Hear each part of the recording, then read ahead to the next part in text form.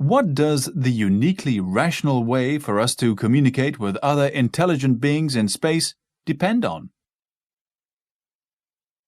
We must conclude from the work of those who have studied the origin of life that given a planet only approximately like our own, life is almost certain to start.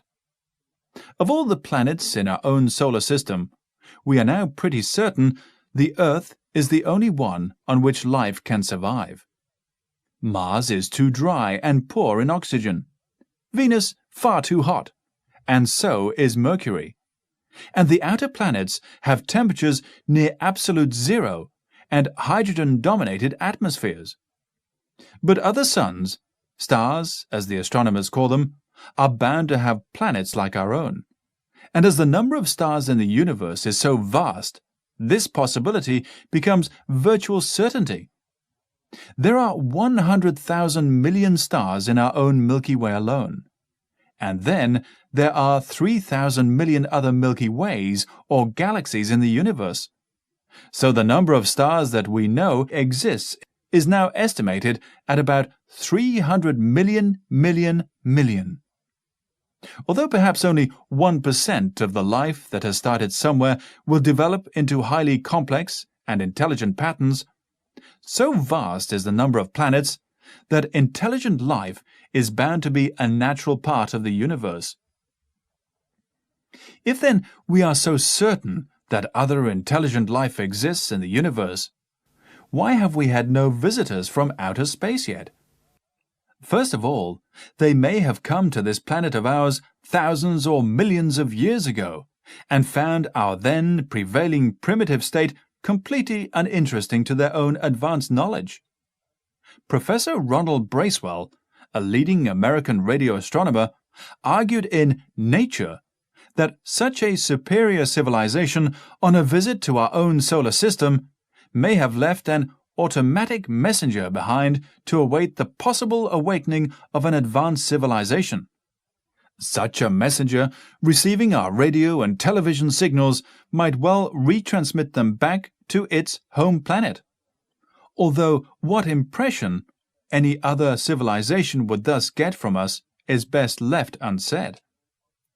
But here we come up against the most difficult of all obstacles to contact with people on other planets: the astronomical distances which separate us. As a reasonable guess, they might, on an average, be 100 light-years away. A light-year is the distance which light travels at 186,000 miles per second in 1 year, namely 6 million miles.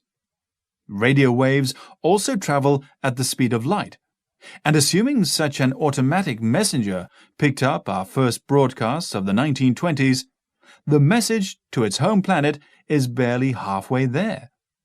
Similarly, our own present primitive chemical rockets, though good enough to orbit men, have no chance of transporting us to the nearest other star, 4 light-years away, let alone distances of tens or hundreds of light-years.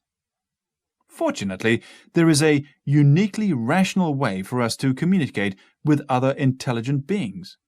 As Walter Sullivan has put it in his excellent book, We Are Not Alone. This depends on the precise radio frequency of the 21-centimeter wavelength, or 1,420 megacycles per second. It is the natural frequency of emission of the hydrogen atoms in space, and was discovered by us in 1951. It must be known to any kind of radio astronomer in the universe. Once the existence of this wavelength had been discovered, it was not long before its use as the uniquely recognizable broadcasting frequency for interstellar communication was suggested. Without something of this kind, searching for intelligences on other planets would be like trying to meet a friend in London without a prearranged rendezvous, and absurdly wandering the streets in the hope of a chance encounter.